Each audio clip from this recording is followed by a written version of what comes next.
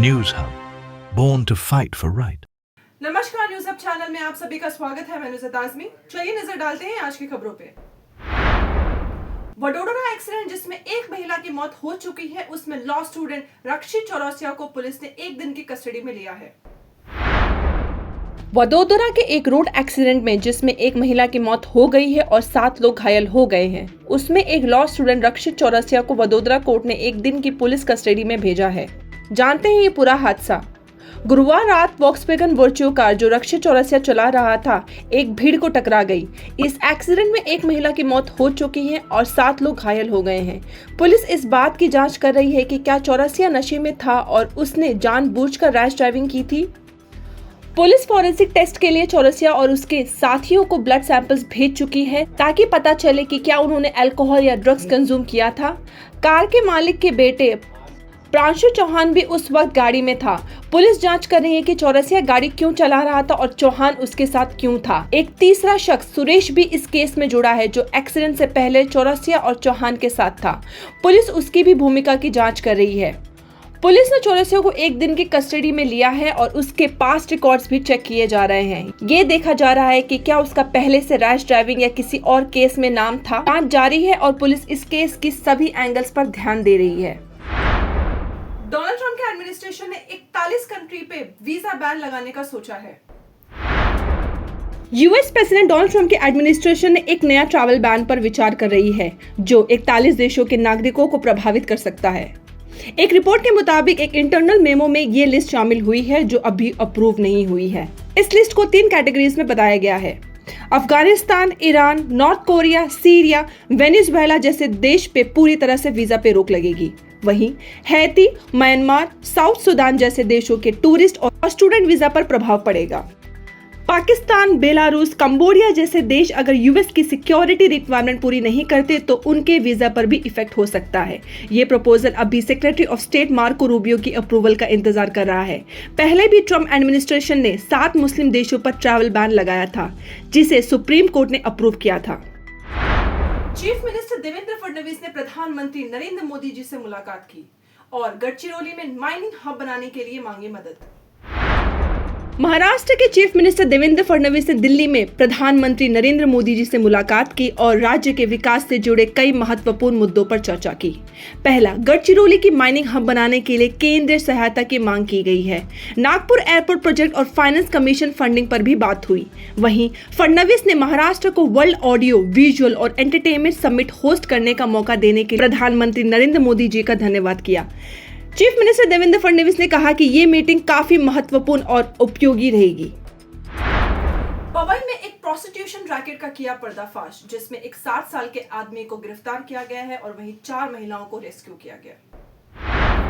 Pawai police ने एक hotel पर रेड करके प्रोस्टिट्यूशन रैकेट का पर्दाफाश किया और 4 महिलाओं को बचाया।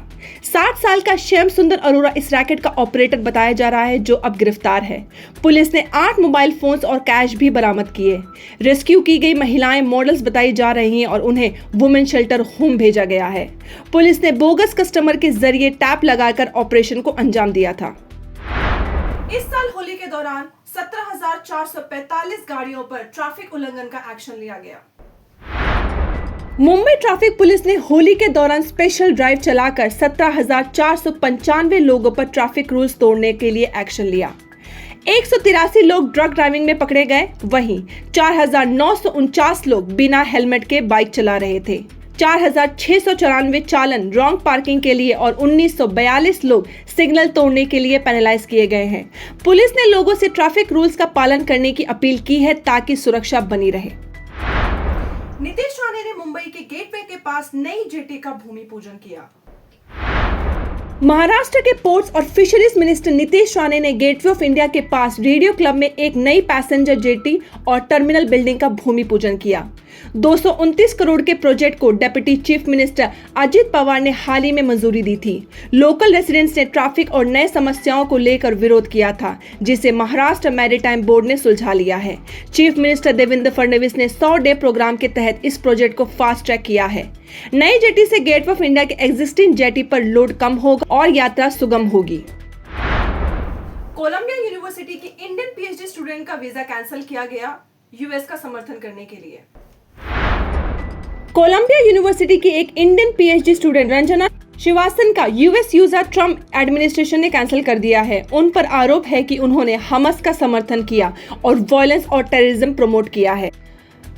रंजनी श्रीवास्तव एक अर्बन प्लानिंग की पीएचडी स्टूडेंट थी और F1 स्टूडेंट वीजा पर यूएस आई थी। डिपार्टमेंट ऑफ होमलैंड सिक्योरिटी के मुताबिक उनका वीजा मार्च 5 को रिवोक किया गया। मार्च 11 को उन्होंने CBM होम ऐप का यूज करके सेल्फ डिपोर्ट किया और यूएस छोड़ दिया। Homeland Security Secretary Kristi Noem ने कहा कि जो लोग टेररिज्म और वायलेंस का समर्थन करते हैं उनका वीजा रद्द होना चाहिए। कोलंबिया यूनिवर्सिटी अब ट्रम्प एडमिनिस्ट्रेशन के निशाने पर है, जहां प्रो पैलेस्टीन प्रोटेस्ट को हमास का समर्थन माना जा रहा है। यूनिवर्सिटी के $400 मिलियन के फेडरल फंड्स भी कैंसिल किए गए हैं। ट्रम्प ने एक नया एग्जीक्यूटिव ऑर्डर पास किया है जो उन लोगों को यूएस से निकालने का हुक्म देता है जो यूएस कल्चर, गवर्नमेंट या नेशनल सिक्योरिटी के खिलाफ होते हैं। रंजना श्रीवास्तव ने हार्वर्ड यूनिवर्सिटी से भी पढ़ाई की थी और उनका रिसर्च कास्ट और इकोनॉमिक इशू पर था। फिलहाल उनकी तरफ से कोई पब्लिक स्टेटमेंट नहीं आई है। मुंबई ने बिल्डर्स को प्री कास्ट मटेरियल यूज करने को कहा है पोल्यूशन रोकने के लिए। महाराष्ट्र सरकार एयर पोल्यूशन कम करने के लिए प्री कास्ट कंस्ट्रक्शन को प्रमोट करेगी। बिल्डर्स को इंसेंटिव्स मिलेगी अगर वो building components of site manufacturing करेंगी। एनवायरमेंटल मिनिस्टर पंकजा मुंडे ने कहा कि नई पॉलिसी प्राइवेट और पब्लिक प्रोजेक्ट्स दोनों में लागू होगी। इस मेथड से पोल्यूशन और रिसोर्स कंजम्पशन कम होगा, लेकिन ट्रांसपोर्टेशन कॉस्ट बढ़ सकती है। डेवलपर्स ने इसे संभावित कॉस्ट और टाइम डिले के लिए और क्लैरिटी की मांग की है। अप्रैल 1 से MSRDC टोल पर फास्टैग अनिवार्य होगा, वरना डबल टोल लगेगा। MSRDC के सभी टोल प्लाजा पर अप्रैल 1 से फास्टैग या ई-टैग से पेमेंट मैंडेटरी होगा। कैश कार्ड या UPI से पेमेंट करने पर डबल टोल लगेगा। बॉम्बे हाई कोर्ट ने भी इस रूल को चैलेंज करने वाली PIL खारिज कर दी है। पालघर के विरार फाटा पिरकुंडा दरगाह एरिया में बंद सूटकेस से महिला का सर मिला, जो लोकल बच्चों ने खोला। पुलिस जांच में महिला वेस्ट बंगाल की रहने वाली निकली, लेकिन बाकी शरीर अब तक नहीं मिला है। पुलिस का शक है कि कातिल ने महिला की हत्या करके शरीर को टुकड़े टुकड़े किया। फॉरेंसिक टीम साइट पर पहुंच चुकी है और इन्वेस्टिगेशन जारी है। मर्डर होली के दिन होने से इलाके में दहशत है। पनवेल के कोन विलेज में एक भयानक एक्सीडेंट में एक परिवार के 3 लोगों की मौत हो गई।